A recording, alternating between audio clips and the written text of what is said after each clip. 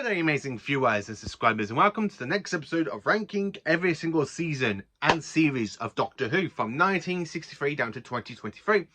And we are in 6th place. So what is in 6th place? Well, in 6th place, it is no other than Doctor Who Season 14. Now, this is a post that I made of Season 14. This season, I really do enjoy. Now, we have the return of the Master, which basically only makes the Master the only returning villain during this season, because no other classic villains basically do come back in this season. I mean, season 12 we had the Daleks, the Santarans, the Cybermen. Season 13 we had no villains recurring at all, and this season sees the return of the Master since season 10 back in 1973, and this season was actually broadcast in between 1976 and 1977. So this season we see the departure of Sarah Jane Smith, aka Elizabeth Sladen. We also get the introduction to Louise Jameson, aka Leela. And we have some fantastic stories. Some of these aren't my favourite, some of them are my favourite. So I'm going to talk about each story, what I think of it, and you know the drill, so on and so on and so on. So, season 14, what can I say about it? What makes me want to put it into 6th place? Well, it's only got 2 kind of weak links of the season, and then you got 4 great stories that are phenomenal. I love the main 4 stories I physically do enjoy from this season. It does have 2 little bit of duds for me, and I'm going to talk about them when I get into the actual plot of the season and what I think of, and then you know for it. So the first story we have is of course the Mastermind, and we have the Mandragora Helix. Yeah, this one, I have to say, I'm not a proper fan of this story. It's one of my least favourite Tom Baker stories. Not my all-time least favourite, because that still is hand down to the Leisure High from season 18. But this one, I rewatched this recently on Blu-ray, and I'm like, yeah, you know what? I used to love this story, and I don't know what's changed about it. When the Blu-ray first came out in 2020, and I love what the Blu-ray looked, how it looked in HD for the Mandragora Helix. And then I rewatched it recently and I'm like, yeah, I'm not too fussed on it. So we say in Italy, we have these people going around in masks things. It's not a great story, to be honest with you, so I'm just going to skip this one. The next story is, of course, the Hand of Fear. So, where does the TARDIS materialize? Oh yeah, another quarry. The TARDIS materializes in a quarry that is just about to be exploded. And of course, the Doctor and Sarah are basically just walking out, doing what they normally do when they land on another alien planet. And then they kind of get caught in the explosion. Sarah Jane's buried underneath all this rubble. The Doctor's basically like, my friend's underneath all that lot. And then Sarah Jane grabs hold of King Andred's hand, where it's literally just a hand, which is why it's called the Hand of Fear. And because of the ring, it hypnotizes her, and it has Aldrad must live. Yes, Aldrad must live. And then, of course, to kind of break out of the hospital, Sarah Jane, possess Sarah Jane with the ring of Aldrad and the hand, and basically go into this kind of radiation chamber so the hand can renew itself with a brand new body. And that's basically parts 1 and 2. Part 3, we kind of see Aldrad come out of the radiation chamber, and she just tried to kill the Doctor and make the Doctor hurt. And when they're doing the TARDIS and she does it, his power goes, "You can't touch me here, Aldrad. The TARDIS is safe." I really love that bit of Tom Baker.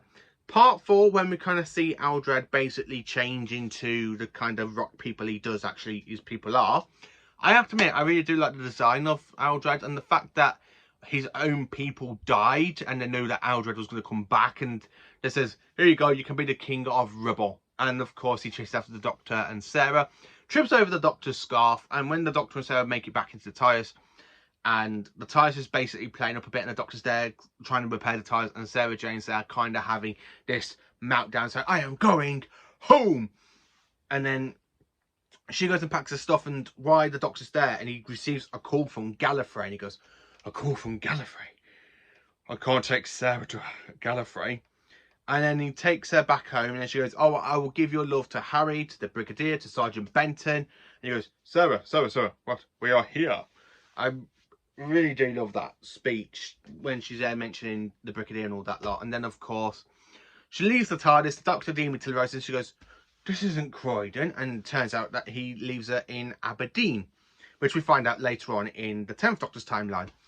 And then, of course, the next story is, of course, the Deadly Assassin. Now, this is one of my favourites from this season. I'm going to say, honestly, it's my second favourite story of the season. So, we go to Gallifrey. We are in the Matrix of Gallifrey. We have Chancellor Goff. We have Chancellor Bruce. We have, we meet Brusula. We also find out more about the Time Lords, basically. We find out about the Matrix. And really, we find out the Master's just basically a burnt-out corpse. I'm not really going to dive too much into this because I have already done my review on the Deadly Assassin. So if you want to see my review on the Deadly Assassin, go and check that out. I actually will put the link underneath in the comments section for you all. So the next story is, of course, the Face of Evil. Now, this is my like fourth favourite story of the season. I have to admit, I really do enjoy this story because, one, we kind of meet Leela and the Doctor goes, hello. And she goes, the evil one. Do you mind? I am not evil. And then when he goes, would you look at it? He said, it's true. The evil one eats babies. What? No. They're sweets. They're sweets. And then I absolutely love that line when the Doctor is there, literally put his hands up and he goes, look, it's very different for me to talk to this tree. Can I just turn around, please? Yes, of course. And he turns around and like, the evil one, he goes. And he pulls out this jelly baby and goes, they'll stand back or I will kill him with this deadly jelly baby. And he goes, go on then. When he just eats it and goes, I'm not going to kill him. I really love that. I love the fact we kind of see Leela get like the Chambers force. It's stuck into her hand when she gets betrayed, and that she is about to die, and the Doctor's like saves her life by finding the cure for the Chambers form. I really do like Saldran, if that's his name. That's basically the robot basically using the Doctor's face, which basically they have encountered in a previous story that has not happened on screen.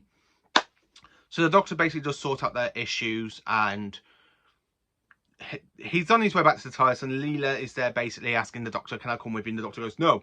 And then, of course, she runs into the TARDIS, the Doctor goes, get out of there. Get out. And then he follows her in and goes, don't touch that. Don't touch that. And then, of course, the TARDIS dematerializes and comes the end credits. So then the next story is, of course, the Robots of Death, which is basically my third favourite story of this season. I love Robots of Death. It's a very Agatha Christie type story. I love the fact we have the K robots, like the K7 robot. We also have the magic man who basically covers himself like in green paint, pretending to be controller of the robots. And of course the Doctor using oxygen and Leela hiding in a cupboard, and basically his voice goes on squeaky, and the robots basically just go around and kill him. I really do enjoy this story because it's a really like base unjustified story for Tom Baker's Doctor.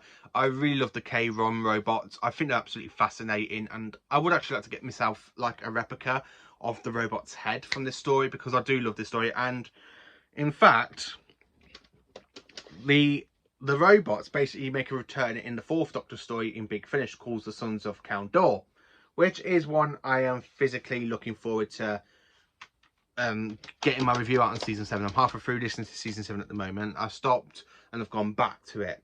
So I do love the Fokker robots. I really think they're amazing. And then number 1, my all-time favourite story, The Talents of Wing Chiang. This is a very gothic horror story set in the Victorian Londons. Oh yes, I love this story. I really just love this story because 1, we are set in gothic London, Victorian London. The Doctor and Leela go to meet Mr. Chang.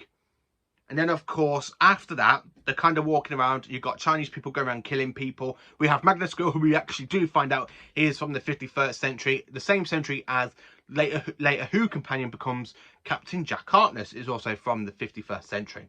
So we have the Time Agency mentioned for the very first time. Now, people always thought the Time Agency was actually mentioned back in the revival. Well, actually, no. It was actually mentioned in this story. So the Time Agency was actually invented back in this story in 1977, which is something I've always loved about. That we when Series 1 came out, people only got Captain Jack talking about the Time Agency.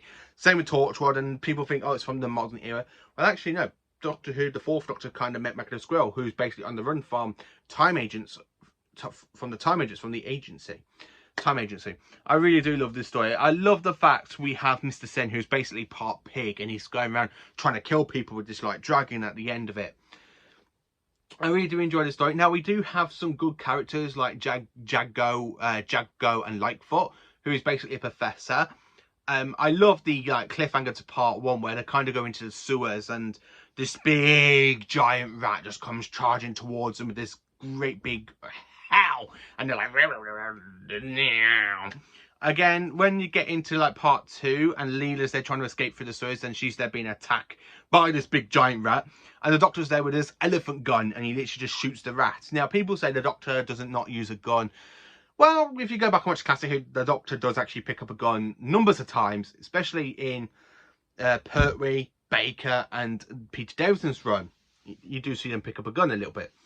So I really do love this story. The Talents of Wing Chang is my all-time favourite story of the season. I also love the way how it's set in like Victorian London. I love like the stage play, and you have Magnus Golf. Very oh, what's that musical my mum likes?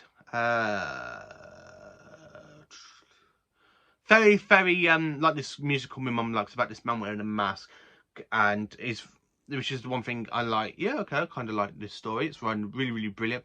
I remember when I first watched the story, I was actually stopping over with my granddad. I was actually stopping at my nan and granddad's in Market Drayton when they used to live, and this story came on UK Gold, and this was the first time I actually watched this story, and I'm like, I absolutely love it. Now here I am 26 coming up to 27 in a couple of weeks, and hey presto, this story is absolutely a great one, and I really do love rewatching it. So let me know in the comments, what do you think of season 14? Is it one that you enjoy? Is it what one you enjoy? Let me know in the comments. Please do like, subscribe and share, and join for more awesome Doctor Who content. Thank you for being magnificent and amazing viewers and subscribers. Stay awesome the way you all are.